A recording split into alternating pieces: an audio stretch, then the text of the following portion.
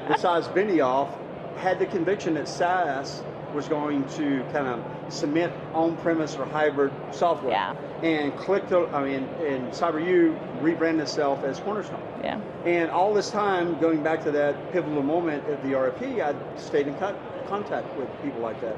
So after the Saba exit, and we had a conversation, and Adam goes, look, I think SaaS will become a pivotal transformation moment, just like the internet was, and people will adopt cloud technologies at scale, even governmental organizations. That's, I don't know. I'm sure you and Mark are convicted about that, but me being a government guy, it's going to be a lagger indicator. So he calls me in like 2015. He was like, hey, Jim, we just closed our first software as a service deal at U.S. Department of Treasury. I was like, okay, that's a signal. That's to your point. Yes, you start to watch what's happening, right? You start to watch what's happening. You see transformation in industries. Welcome to the HR Huddle podcast, presented by Sapient Insights Group, the ultimate resource for all things HR. It's time to get in the huddle.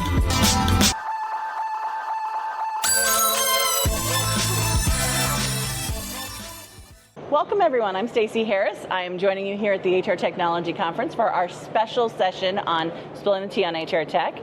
And joining me today is Jim Gill, and he is the CEO of ZeroedIn. And we're going to have a little powwow and spilling the tea about all the things that you guys are doing that are exciting and new right now. But also, you and I have known each other a long time. So we're going to talk a little bit about Jim, his background, and what he's bringing to this new role that he's in. So, Jim, can you basically first give the audience a little bit of insight into sort of how you got into the role of CEO of ZeroedIn and what your background was to sort of get there? Well, first of all, hi to everyone.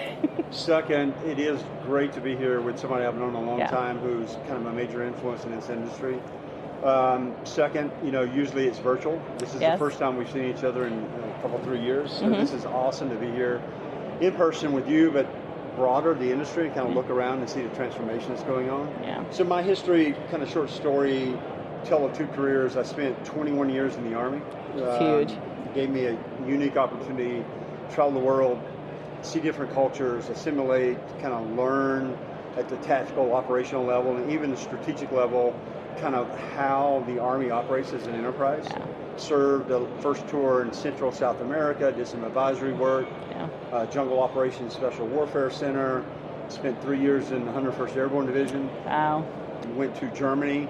For all you younger viewers and listeners, there used to be like an iron curtain across the divided Germany to East and West Germany. Yeah. So I went to the 11th Armored Cavalry Regiment and I had a unique job, Stacey, where I was the kind of border operations non-commissioned officer. So we collected intel, human intel, spatial intel, signet intel of the Russians' 8th Guards Army, who was the opposing force. All right, guys, you are getting the detail because I didn't even know all of this.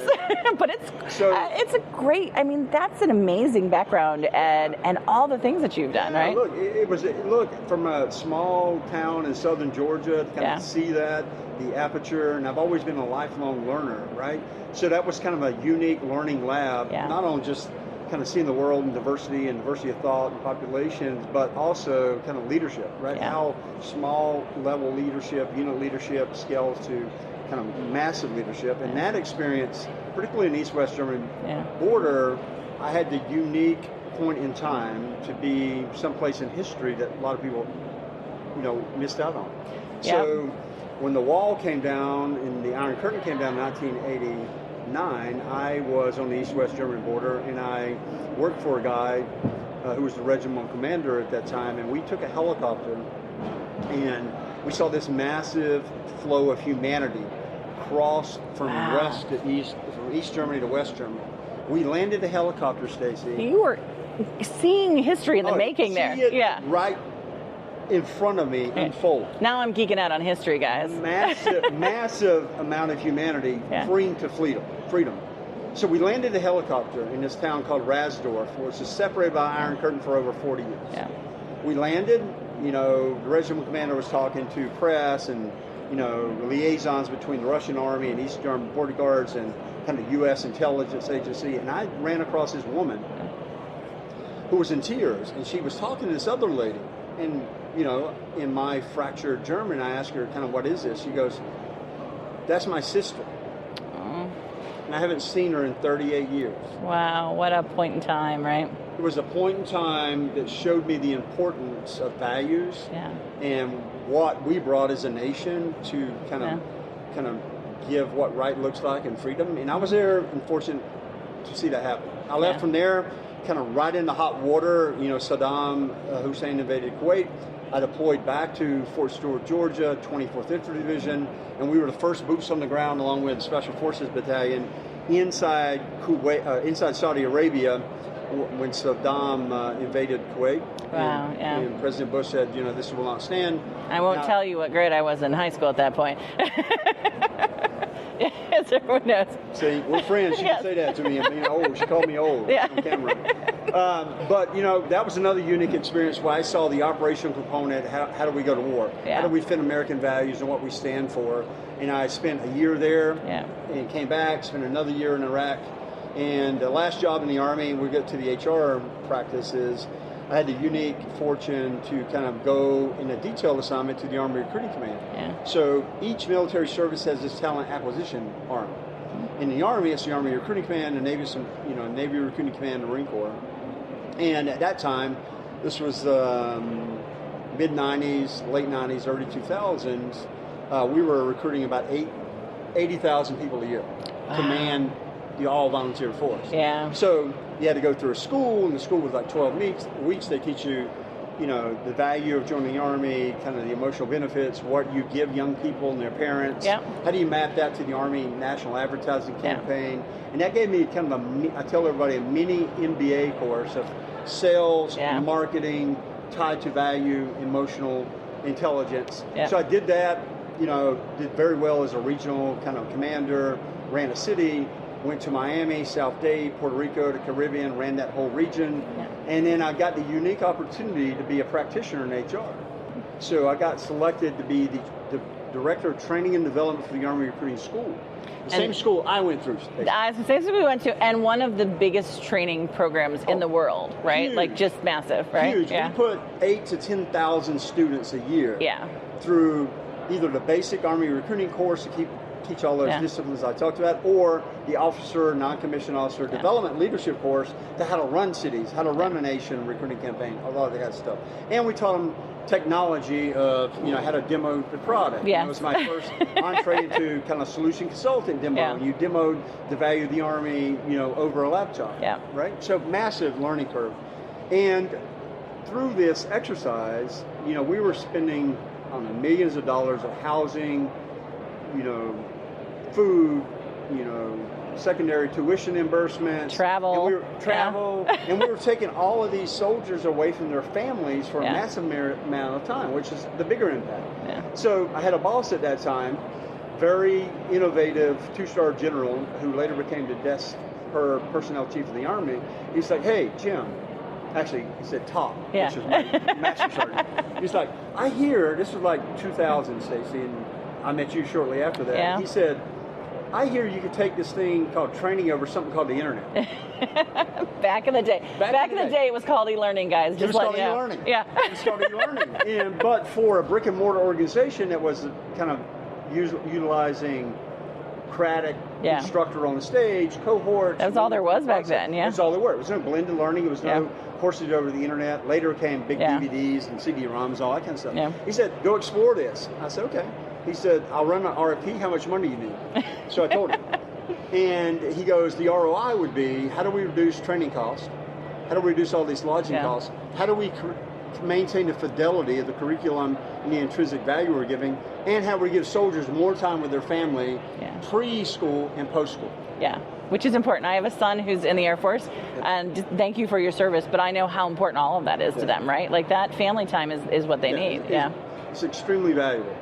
Because you go to the institutional assignment like this, and then you wrap that up, now you're deployed somewhere. Now it's more time away from your family. So we want to maximize that with the family and create a culture where we're taking care of the soldier first and accomplish the mission. So I learned a valuable lesson about that. Then the education experience I had through this RFP process, and this goes back to kind of old home week here, and things we saw transformed, I brought all of these providers of learning technologies to the Army Recruiting School, companies like ZeroedIn that used to became Cornerstone, Sava Software, Learn.com. Think Learning Solutions. Okay, now Plateau. Now you guys are really getting behind the scenes, because these were the biggest companies in SaaS at the time. That was before there was a real sales force. That was before there was even the big guys had ever thought about going cloud. These guys were going cloud earlier than anybody else at that point in time. They were leaning forward, and you talk about transformation. Some of those were hybrid cloud, some of those were web-based platforms, other companies like Click to Learn. Long story short, we did the selection process, and a lot of the founders maybe listen to this, but it exposed me to the founders of these companies at an early stage. And I was enamored by the transformational power that they were kind of changing the market of using the internet, web-based platform to deliver training and content at the point of need. We selected a company called Click to Learn. Mm-hmm. The CEO of Click to Learn was a guy named Kevin Oakes. Hey, Kevin. And he was the CEO that Paul Allen founded when he founded Click to Learn, which was previously called Asymmetric Learning. Yeah. So we selected Click to Learn, Aspen learning product, installed it. The return of ROI was massive. Yeah. We scaled that. We did our whole content development curriculum to make it more blended learning. We were the first probably governmental organization that took advantage of internet-based learning. And that's how I got exposed to all these founders and HR technologies. And then you went in to run many of some of those companies over time. And I think, as you guys are sort of listening to this, I always love to hear that background story. Like, how did you get into this world, right? And Jim, not only I think is it fascinating to sort of hear how you got there from sort of in history-making moments in your life, right, to the point at which you're sort of seeing the return on the investment of that HR technology. And that's a lot, I think, from what I've heard you talk about with what you guys are doing at ZeroedIn, you're bringing all of that with you. I think that was the most exciting thing. When you first reached out to me and said, hey, I'm doing something new, I was like, let's talk, because not only did you understand the return on investment, but you also understood it in a world that can be a little hard, which is government, local, federal, all of those areas, high compliance, high risk, right? People's lives are on the line. And you're taking that now, and I think ZeroedIn seems like you're going to sort of build into sort of a tool that maybe has a lot of value for that kind of compliance world. Talk a little bit about what you guys are trying to achieve at ZeroedIn right now. I'm going to build up to that, because I think you made a good point about transformational moments, right? So I saw at the advent of that kind of SaaS adopt, right? And at that time, you and I were in the industry. I got out of the Army. I was going to go do some governmental work in politics for the governor of Florida. And my wife goes, no, you've been in the Army 21 years. You're going to go to the real job. Always listen to the wife on that one, Prize. Exactly. So I did went to work for Click to Learn, and we bought a company called Docent, and we formed some total systems. I stayed there. I saw the power that we could have impacted organizations. To your point about getting return investment on training, particularly L&D, and even some sort of onboarding. And then I went to work for Sava, another great founder, Bobby Izdani, who was, kind of moment in time. Salesforce was just coming to fruition there, cloud-based CRM, right? It was huge technology on SaaS. And then there was this founder named Adam Miller that, besides Benioff, had the conviction that SaaS was going to kind of cement on-premise or hybrid software. And and ZeroedIn rebranded itself as Cornerstone. And all this time, going back to that pivotal moment at the RFP, I stayed in contact with people like that.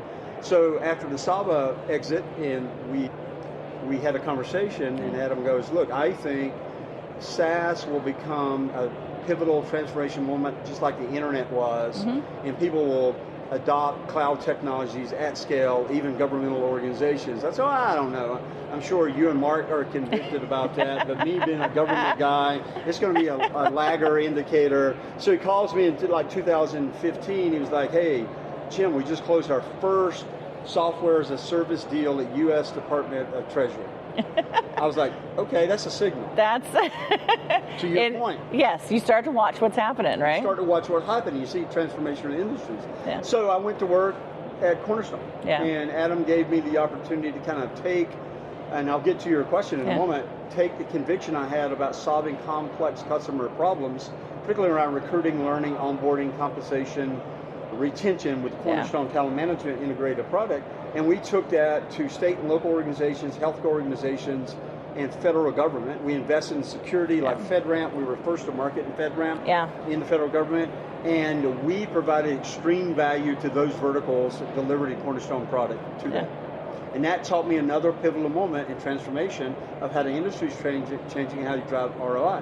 Fast forward, you asked me the question, why I'm convicted about ZeroedIn. So how this circle works is the founder of ZeroedIn is a guy named Chris Moore, who worked as a CPO and founder of Training Server, who sold to Think Learning Systems, which was bought by Sava. Yep. See how this circle that all works. goes back around. It's a very small world, and it's a very small world.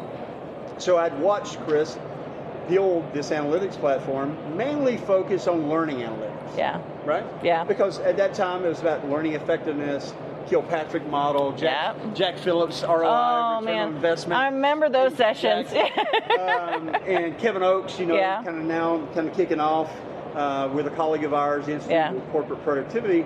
And I saw then that there was a need for robust data lakes, getting the data in one system, and Chris was doing that, but mainly on learning. And my experience of Cornerstone taught me that you had this whole talent intelligence stack, that you could really develop a data lake where you can ingest all of these talent modules in there and put the data in the right format and create the right taxonomy. Then you had the ability to surface that data and provide powerful insights. So getting back to long story short, I left Cornerstone in 2023. My last job there was the EVP of Americas. So at that time we went from public to private. We got bought by Clear Lake Capital. We did a couple of tuck-in acquisitions under the leadership of Phil Saunders, and then Himanshu. Just talked to him yesterday. EdCast, Sava, Sum Total, talking about full circle, where I started my career. I had the opportunity to be the general manager of Sum Total as my role at EVP of Cornerstone. And then I had a great run there. And then the opportunity horizon aperture kind of kicked in for me. I'm a Gemini, so I like to do more than one thing at a time. Because I really thought he was going to just do a little, not full retirement, but semi-retirement, take it easy. That's what I heard when he said he was taking the next step. And we did talk about that. We did, and then you called me and said, I got something else going on, right? So look, I had a great learning curve. I took an advisory role in a couple of AI startups, particularly in the defense sector, Special Operations Command. How do you take real-time intelligence and building decision intelligence platform? A great company I worked for, Crete, which I was an advisor, along with General Stan McChrystal, who was the commander of Special Operations Command, and it was all about doing knowledge graphs and AI agents to comb the web through Twitter, Telegraph, Facebook, social media applications. That kind of then back sector, where's the original narrative coming from, and what's the connection of vectors, which is a real, intrinsic social graph of where bad influences are coming from, right? Not to get it to classification. It's a tough market there, What it gave me, Stacey, is a grown-up education on knowledge graph, vector databases, how AI works, meaningful AI, not just transformational AI of automating generative tasks, but how you use the power of AI with knowledge graphs to go through thousands of networks of data. So, which is where the market, I think, needs to really get to, because AI to automate and do efficiency is great, and I think that's a very important first step. But as you and I have discussed, AI needs to help surface the things we aren't seeing, and that's what you were talking about, right? So I had a friend of mine who had partnered with Chris and came over and run to go to market, who worked for me at Cornerstone, Lori Swain, and she was like, I think there's something here that if we can meaningfully expose data, surface those insights, create a common structure of data truth, and get data in the right format, then we could provide organizations those insights to make better decisions quicker, faster, and more in a more effective manner. I said, okay. So I did an interview. I was pretty comfortable doing advisory work and taking a mini sabbatical, but what intrigued me was the market. There's always room for a different point of view. There's always room for a different diversity of thought of how you solve problems. And I've been in this market like you for a long time, right? So 2002 to now is a long time. And I've seen all those pivotal transformations. I think we're in another transformational moment. and that is solving the data issue is more than you're building a data lake, you ingest data, and you turn it over to customers, say, hey, Stacey, here's your tool, and you create dashboards, right? We've seen that with We've seen it for a long time, and it doesn't really help the customers because they don't know what questions to ask. They don't know how to get that in the hands of people who need it. It's a great first step sometimes, right? Great first step. Yeah. Kind of on a journey, a continuing journey of a long journey of analytical reasoning and decision making. So I fully was convicted that there's room in the market for another voice and another point of view and another provider that at this point of transformation could really be pivotal in offering another application to solve some business problems. I mean, we just did our session here at the HR Technology Conference where we were sharing all the data on analytic platforms, and we're still seeing, even with the ones that we have now out in the market, that there's a lot of dissatisfaction with these applications. They're not quite getting it all the time, right? And I think everybody's trying, right? Like every vendor is doing as much as they can.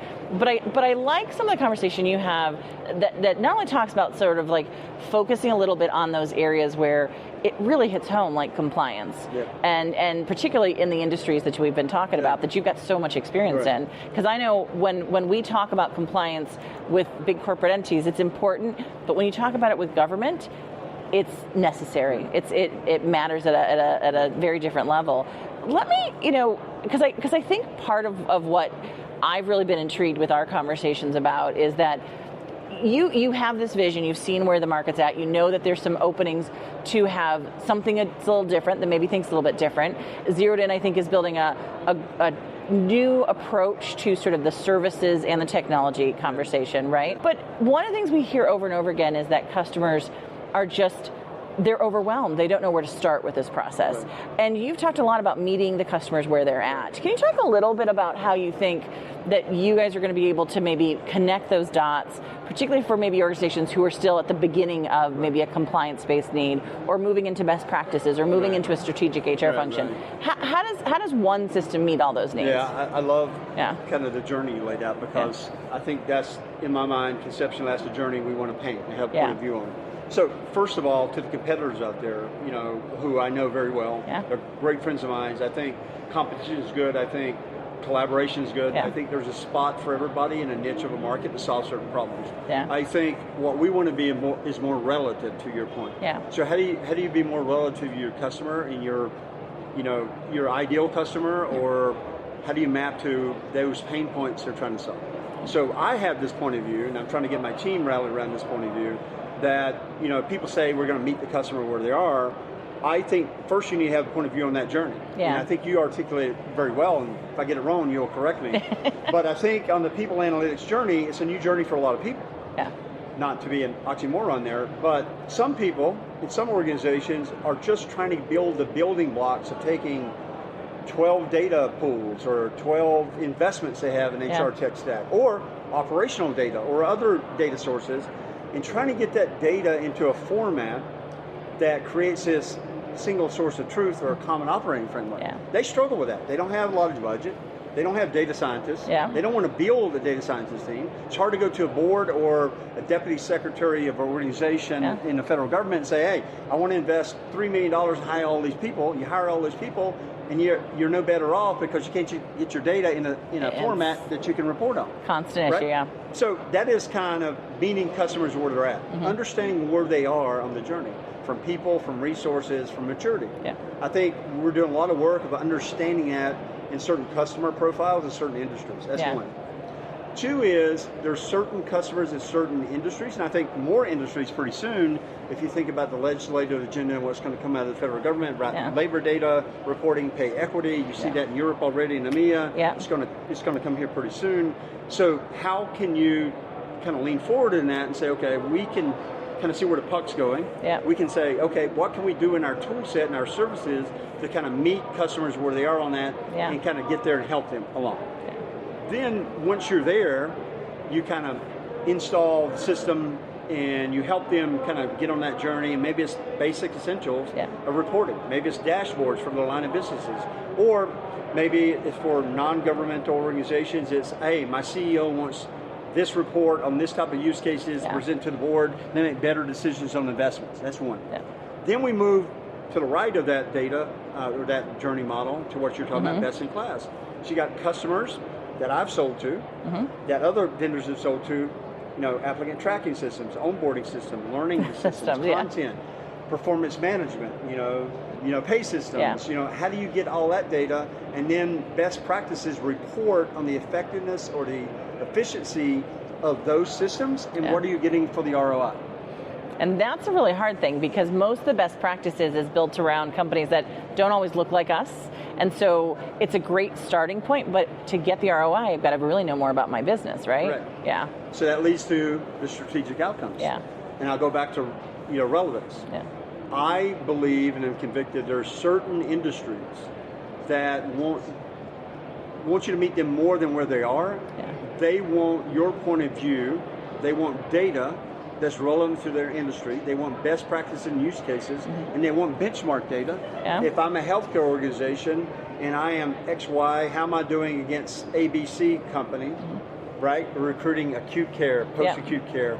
How am I then pulling operational data? How am I serving my clients? How am I meeting, my healthcare clients at the point of need, clinician, point of need care, right? Perfect use case. How do I hire the right talent at certain hospitals or certain regions, right? So that's one example. And you guys are actually bringing the services side of that to help them figure that out. So when they come into the system, they're not just coming to a blank slate. They're coming with a conversation about what are you trying to achieve, right? So what we're going to invest in is the benchmarking data, right? Yeah. So we've got customers that we pulled in CMS data, HHS data, right? So you can start benchmarking and profiling what best in class looks like, right? Go to another use case, maybe it's labor data when you talk about payroll, right? How do you do that?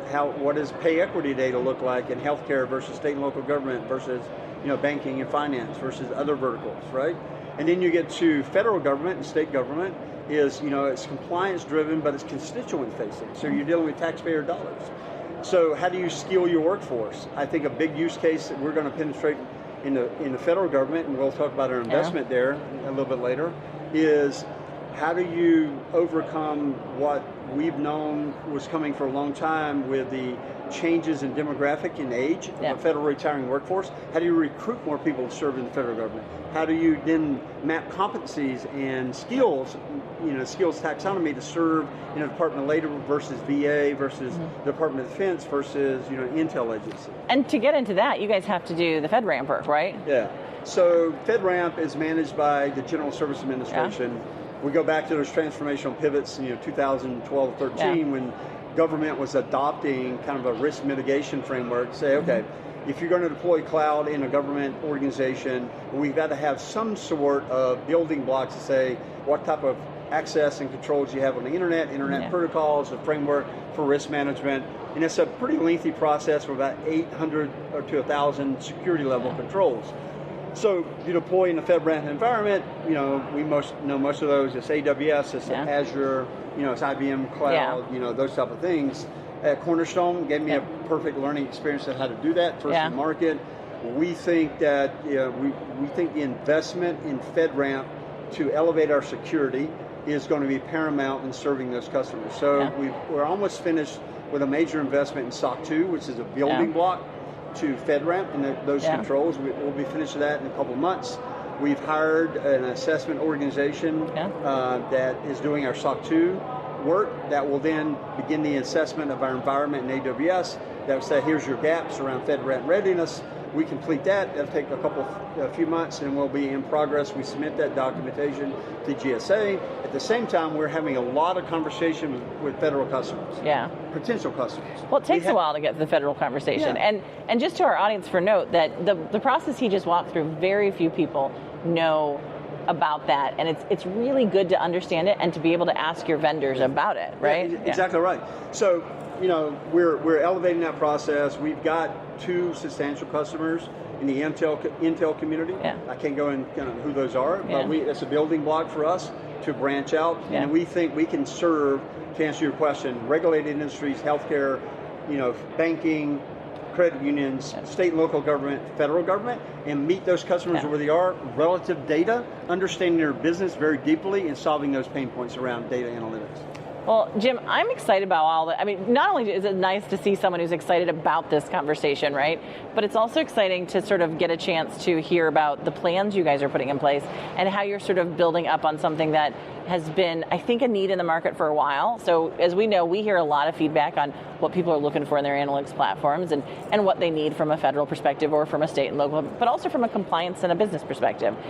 We've just got the sort of 2-minute sign for interview today, but maybe we could just do a last question where we kind of wrap up and say, I know you're launching the new sort of design for the platform, and it's really focused on delivering sort of an intelligent approach, right? A design intelligence to help people, or decision intelligence, I think is the actual term, right? So the decision intelligence, I think, is an interesting way to sort of put this idea that you're sort of rolling it together, but you're going to give them more insight into the business outcomes.